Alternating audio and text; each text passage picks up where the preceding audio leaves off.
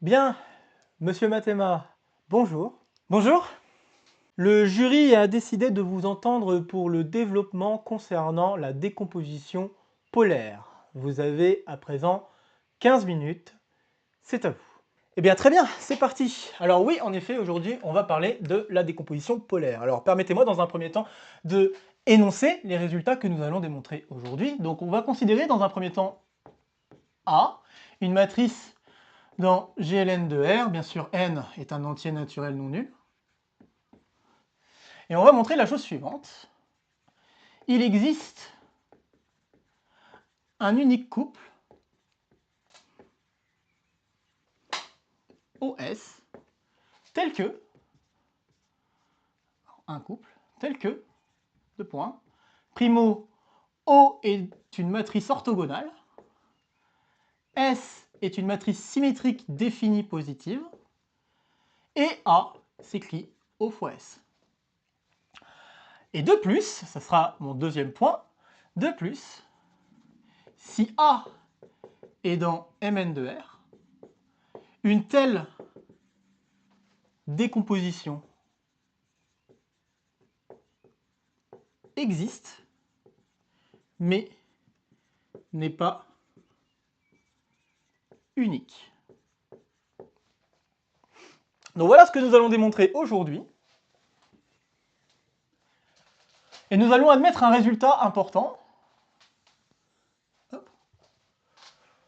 Afin de démontrer tout cela. Et le résultat va être le suivant, je vais l'appeler comme admis. Toute matrice symétrique définie positive admet une unique racine carrée dans les matrices symétriques définies positives. Donc ça va être un résultat important et je vais vous montrer tout de suite pourquoi il est important. En effet, si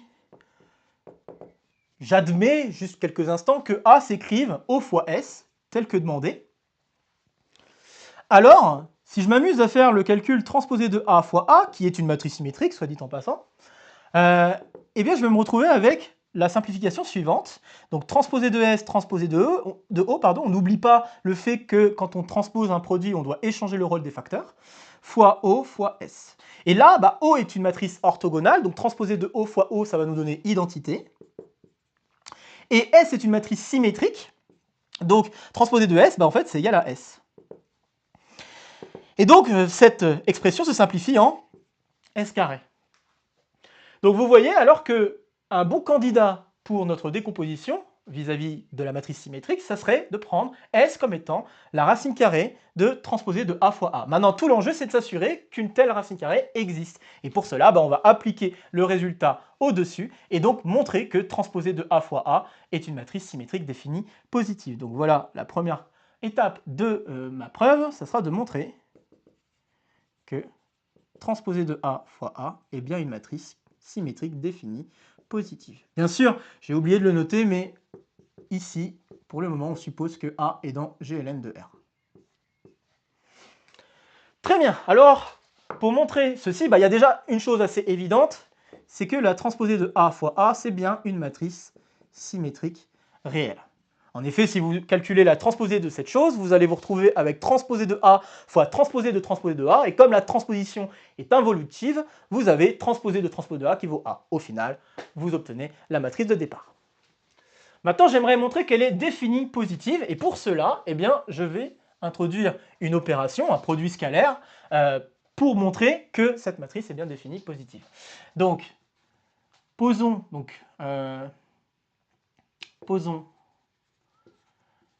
x contre y comme étant la transposée de x contre y sur Rn. Et on va montrer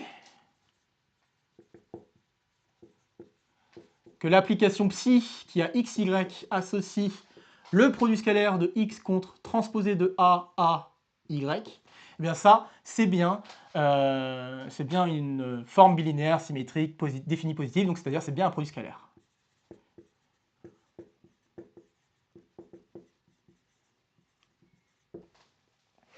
Alors, il y a des choses assez simples à démontrer, notamment le fait que psi est une forme bilinéaire symétrique. Donc, psi est une forme bilinéaire. Donc, la linéarité va venir de la linéarité du produit scalaire, mais aussi de la linéarité par le produit d'une matrice. Donc, bilinéaire et symétrique. Ça vient essentiellement du fait qu'on peut réécrire le produit scalaire, enfin le produit qu'on a ici, qui n'est pas encore un produit scalaire, comme étant finalement le produit scalaire de AX contre AY. Et là, on voit assez aisément pourquoi on a bien la symétrie. Maintenant, voyons en quoi elle est définie positive. D'abord, pourquoi elle est positive? Eh bien, si je regarde psi de xx, ça c'est la même chose que AX contre AX, c'est-à-dire la norme de AX au carré. La norme associée au produit scalaire qui est ici, bien sûr. Et donc, c'est clairement positif, ce truc-là. Pour tout x dans Rn. Maintenant, le fait que ce soit défini positif, eh bien, si j'ai psi de xx qui est égal à 0, ça implique que la norme de ax est égale à 0, donc que a fois x est égal à 0, et comme a est inversible, ça veut dire que x est égal à 0.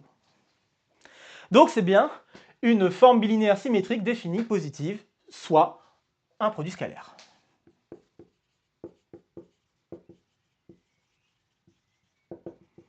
Et ceci permet de conclure que A est bien, enfin transposé de AA plutôt, transposé de AA est bien une matrice définie positive. Alors maintenant, je peux appliquer le résultat admis, donc par ce que j'ai indiqué comme admis. On a l'existence et l'unicité d'une matrice S dans Sn++ de R, telle que transposé de A fois A est égal à S carré. Et donc, le candidat qui s'offre à nous, c'est bien de prendre S comme étant le S de cette décomposition, et O, on peut le déterminer à partir de A et S en multipliant par S-1 notre matrice A.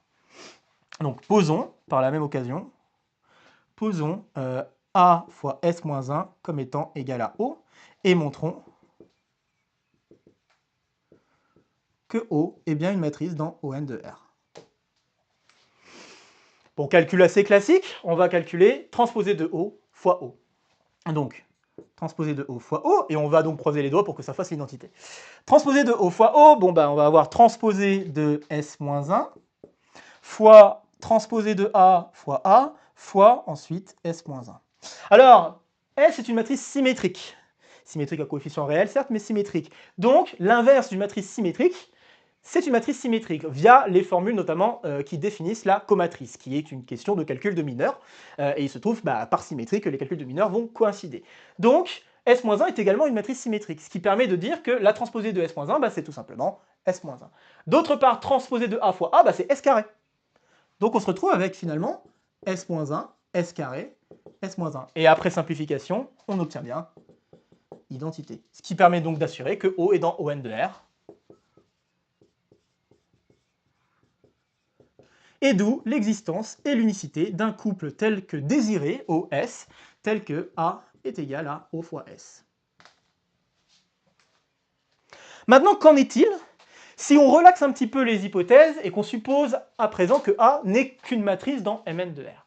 Eh bien, on va changer un tout petit peu de point de vue et se dire, on va chercher à appliquer le premier résultat.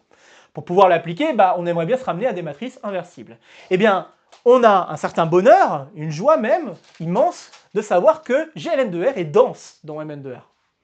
Et par cette densité, je vais pouvoir utiliser une suite de matrices qui s'approche de A, et cette suite de matrices, je vais pouvoir utiliser une décomposition polaire. Maintenant, la question qui va se poser, c'est est-ce que je pourrais extraire de cette suite-là des sous-suites qui convergeraient? Sachant que A, la suite de AK que j'aurais prise, va converger vers A, je vais pouvoir conclure une décomposition de ma matrice A de départ. Eh bien, c'est parti, je vais écrire ça proprement. Donc à présent, soit A, une matrice dans Mn de R, on sait que, donc, comme GLN de R est dense dans Mn de R, il existe une suite AK de matrices dans GLN de R, telle que, AK tend vers A quand K tend vers plus infini. On peut prendre la topologie usuelle, bien sûr. Hein. On peut considérer la topologie donnée par le produit scalaire qu'on utilise assez régulièrement pour les matrices, c'est-à-dire trace de transposée de A fois B. Voilà, on peut considérer ce produit scalaire et la norme associée à ce produit scalaire, et donc considérer la topologie par rapport à cette norme. Aucun problème avec ça. Donc, très bien, on a notre densité. Alors maintenant, j'utilise la décomposition polaire, donc via 1, il existe un unique, bon, je vais pas forcément avoir trop besoin de l'unicité, on en parlera à la fin.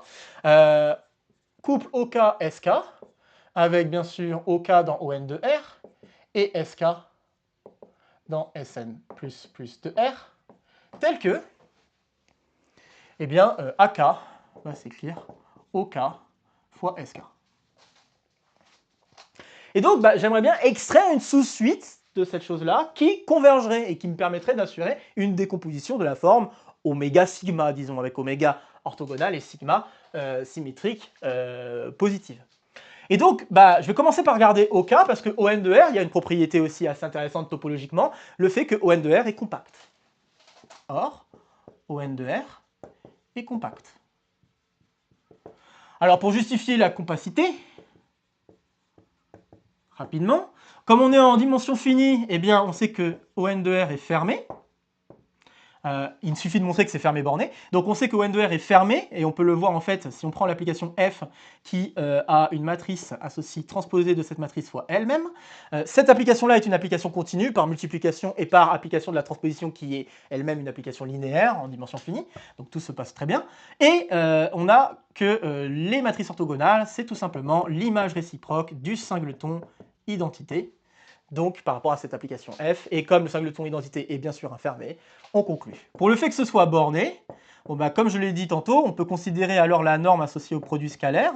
Donc la norme ici, ça va être la trace de transposée de m fois m sous une racine. Et donc, pour n'importe quelle matrice O dans ON de R, on a la norme de O qui est égale à racine de n, et donc qui est bornée. Aucun problème là-dessus. Voilà, ON de R est un compact, et je peux alors appliquer le théorème de Bolzano-Weierstrass. Donc, par le théorème de Bolzano-Weierstrass, on peut extraire une sous-suite au phi k convergente vers, je vais l'appeler oméga, dans ON de R. Alors, en prenant une sous-suite d'une suite qui est déjà convergente, on a encore une suite qui converge, donc on sait que A phi k également converge vers A. Par conséquent, eh bien, les S phi k convergent également. Et je vais noter sigma comme étant la limite, et cette limite, on peut la réécrire aussi comme étant oméga moins 1 fois A. Oméga moins 1 fois A. Maintenant, la petite difficulté qui nous reste à franchir, c'est le fait de vérifier que sigma, c'est bien une matrice symétrique, définie, enfin pas définie positive, juste positive. Et bien pour cela, on va utiliser le fait que Sn+ est un fermé. De plus, Sn plus de R, c'est un fermé. Alors pourquoi c'est un fermé?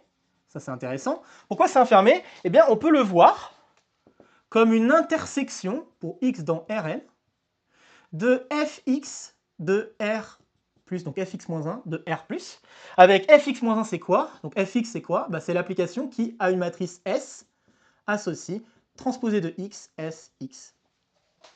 Et en effet, une propriété qui définit les matrices symétriques positives, c'est le fait que pour n'importe quel x dans Rn, eh bien, on doit avoir, donc le n d'ailleurs il doit être en exposant, n'importe quel x dans Rn, on doit avoir transposé de x fois s fois x qui doit être positif. Et donc si je fais l'intersection de ces choses-là, je me retrouve en effet avec toutes les matrices telles que pour n'importe quel x, j'ai ce truc-là qui est positif. Donc ça définit bien Sn plus de R. Et ces images réciproques, donc les fx, sont bien des fonctions continues, puisque je ne fais que des multiplications par des vecteurs. Donc c'est bien une fonction continue, c'est même linéaire, par rapport à S. Et en plus de ça, voilà, je suis en train de prendre R+, qui est lui-même un fermé. Donc ça, c'est bien un fermé, par image réciproque d'un fermé par une application continue. Et intersection quelconque de fermé, c'est un fermé. Donc voilà, ça c'est un fermé. Et donc, eh bien, la limite sigma, c'est bien une matrice dans Sn plus de R. Donc voilà, alors on a bien l'existence d'une décomposition, et pour l'unicité, en effet, on la perd. Pour vous donner un exemple rapidement à l'oral, si on prend la matrice nulle, on peut la décomposer comme identité fois la matrice nulle, par exemple. Voilà, c'est une matrice orthogonale fois, fois la matrice nulle, mais en fait, la matrice identité, je peux la changer par n'importe quelle matrice orthogonale. Donc au final, j'ai bien une matrice symétrique, la matrice nulle est une matrice symétrique positive, donc voilà, je vais avoir une infinité de décomposition pour ma matrice nulle. Voilà tout pour ce développement. Très bien, merci beaucoup. Alors, j'aurais d'abord deux petites questions concernant le développement. Alors, est-ce que vous pourriez me donner un exemple d'une matrice non nulle, sur laquelle justement on n'aurait pas unicité de la décomposition polaire? Alors, une matrice non nulle. Une matrice non nulle, vous pouvez prendre une matrice 3 x 3 par exemple. Je vais la dessiner, ça sera peut-être un peu plus simple. Je peux effacer ici? Oui, bien sûr, vous pouvez effacer. Okay. N'effacez pas ça tout de suite. Ok, je ne vais pas toucher au résultat admis, ça marche. Hop. Donc voilà, très bien. Donc si je prends par exemple la matrice suivante, voilà, eh bien ce que je peux faire, c'est prendre une matrice orthogonale ici. Donc je peux prendre une matrice orthogonale. Donc celle-ci est déjà symétrique positive. Et je peux prendre comme matrice orthogonale une matrice de cette forme-là, avec oméga dans O2 de R. Et donc en effet, la matrice que j'ai ici, elle est bien égale à cette matrice fois, bien sûr, la matrice ici. Et donc voilà, là encore une fois, j'ai une infinité de décomposition qui apparaît pour la matrice qui est ici non nulle. Une autre petite question, c'est concernant la définition de matrice symétrique définie positive. Est-ce que vous pourriez me donner une autre définition de matrice symétrique définie positive et le lien avec ce calcul que vous avez fait en termes de produit scalaire?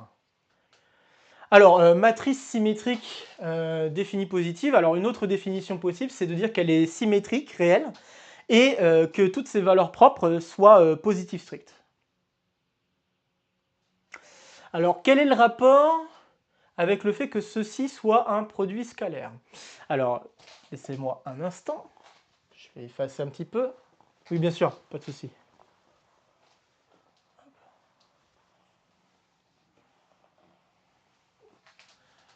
Donc, le rapport, ça va être le suivant. Donc, si j'ai le produit scalaire de x contre my qui est symétrique défini positif, donc qui est un produit scalaire,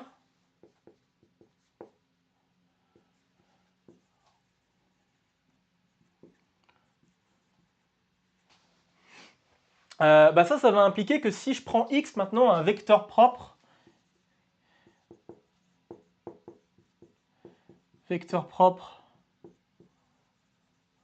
pour la valeur propre, pour une valeur propre lambda, eh bien je vais avoir le produit scalaire de x contre mx qui va avoir le produit scalaire de x contre lambda x, puisque mx est donc lambda x, et le lambda je peux le sortir par linéarité, donc je vais avoir lambda fois la norme de x au carré. Mais comme je dis que ce truc-là c'est positif, ce truc-là est positif, bon on conclut alors que lambda doit être positif. Et qui plus est, si c'est défini positif, donc là c'est le cas positif, mais si qui plus est, je demande à ce que ce soit défini positif, je suis assuré que ce truc-là soit strictement positif. Et ce truc-là étant également strictement positif, je conclus alors que lambda est strictement positif. Étant donné qu'une matrice symétrique réelle, je peux appliquer le théorème spectral pour pouvoir assurer qu'elle est diagonalisable et donc prendre une base de diagonalisation, eh bien je peux faire ça sur toutes les valeurs propres qui sont en jeu pour ma matrice et tous les espaces propres en jeu, et donc conclure en effet que toutes les valeurs propres sont positives strictes et faire l'opération inverse, donc partir du fait que j'ai ma matrice symétrique définie positive et montrer la même chose par rapport à ce produit scalaire. Là, le fait aussi que ce soit symétrique, le fait que ce soit symétrique va être assuré par le fait que M c'est une matrice symétrique.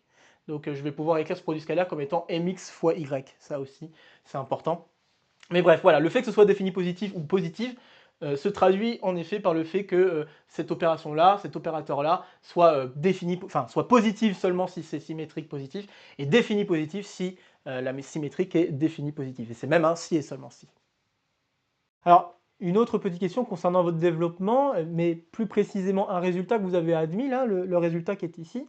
Toute matrice symétrique définie positive admet une unique racine carrée dans Sn++ de R. Est-ce que vous pourriez donner une esquisse de preuve de ce résultat?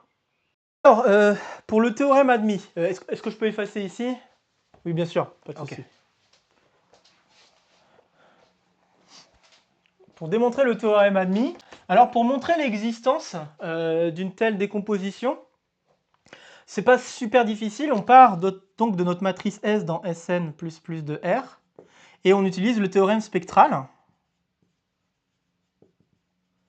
pour avoir S qui va être égal à transposé de O fois D fois O, avec D qui va être une diagonale, lambda 1, lambda n, avec chacun des lambda i strictement positif. Et O, c'est une matrice orthogonale. Et de ça, on peut assez aisément construire une matrice qui convient en posant sigma qui va être égal à transposé de O fois diag de racine de lambda 1 jusqu'à racine de lambda, c'est lambda n, hop, fois O. Donc cette matrice, c'est bien une racine carrée, donc on va avoir l'existence. Pour l'unicité, alors c'est un petit peu plus technique, on fait intervenir une autre matrice, donc je ne sais pas, je vais l'appeler R, disons. Donc considérons R alors une autre matrice qui satisfait à la propriété. Et ce qu'on fait, c'est que la matrice que je viens de construire ici, on peut montrer que c'est une matrice qui est polynomiale en S. Alors comment on fait ça? On utilise Lagrange. Donc on détermine un polynôme de degré au moins n, enfin peut-être au plus n, mais bref, un polynôme de degré disons n, pour faire un truc un peu général, mais bref, tel que p de lambda 1, ce soit bien racine de lambda 1, jusqu'à p de lambda n qui soit égal à racine de lambda n. Donc par Lagrange, je sais qu'il existe un tel polynôme, et par conséquent, si je fais p de s, comme les expressions polynomiales se comportent très bien avec les classes de similitude, je me retrouve finalement à calculer le polynôme le polynôme que j'ai en la diagonale qui est ici, mais polynôme sur une diagonale, c'est polynôme sur chacun des coefficients. Donc en effet, je vais retrouver sigma comme un polynôme en S. Et comme c'est un polynôme en S, R et S vont commuter. Donc je vais avoir en fait R et S qui va être égal, donc R et sigma plutôt, qui vont commuter, donc sigma R, ces deux matrices vont commuter, et comme elles vont commuter, elles vont être diagonalisables simultanément, ou on dit aussi codiagonalisables. Et comme elles sont codiagonalisables, ça veut dire que les espaces stables pour l'une sont aussi les espaces stables pour l'autre. Or, les deux matrices qui sont en jeu sont des matrices qui sont toutes deux symétriques réelles, donc toutes deux diagonalisables, et donc ça veut dire qu'elles doivent satisfaire aux propriétés de stabilité des espaces qui sont en jeu. Et je pense que cela permet, avec quelques petites autres choses, permet de conclure que R et sigma sont finalement les mêmes matrices. Très bien, merci beaucoup. Petite question comme ça, là. Est-ce que vous auriez des applications de ce résultat? Des applications de ce résultat. J'en ai pas beaucoup. Alors, je suis pas sûr de pouvoir la restituer. Je crois que j'en ai une qui me vient à l'esprit, mais je suis pas sûr de pouvoir restituer la preuve ici. C'est le fait qu'on puisse démontrer que l'ensemble des matrices dans Sn++ de R, c'est convexe. Je pense que ça, c'est une application possible de ce résultat. Et je crois que s'ensuit des questions d'homotopie, mais bon, je ne suis pas à l'aise avec ça, mais je sais qu'il y a ce genre d'application qui peut se faire.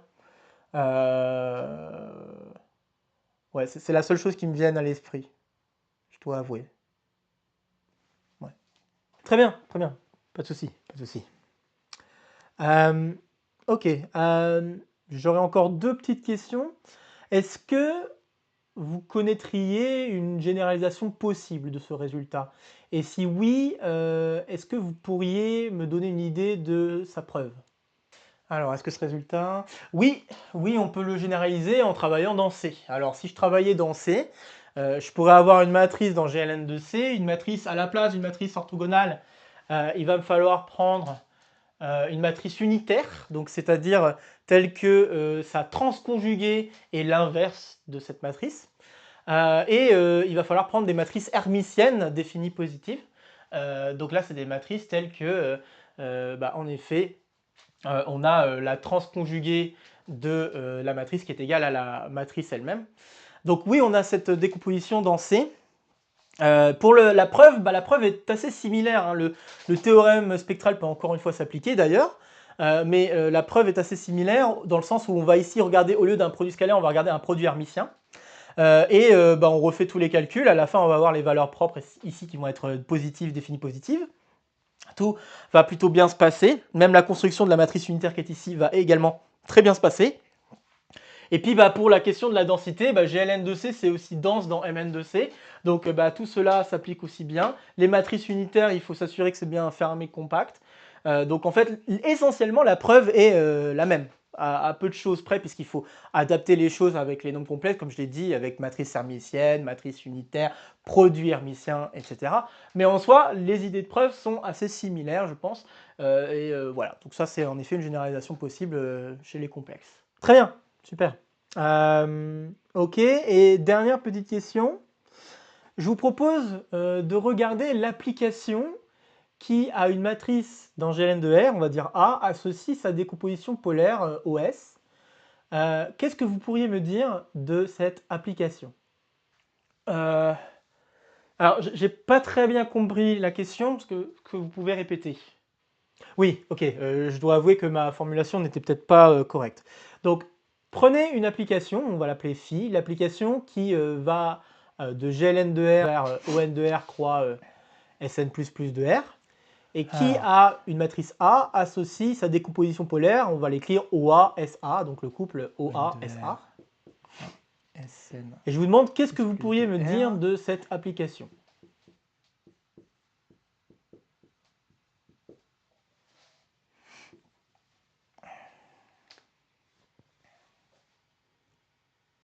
Ok, bon.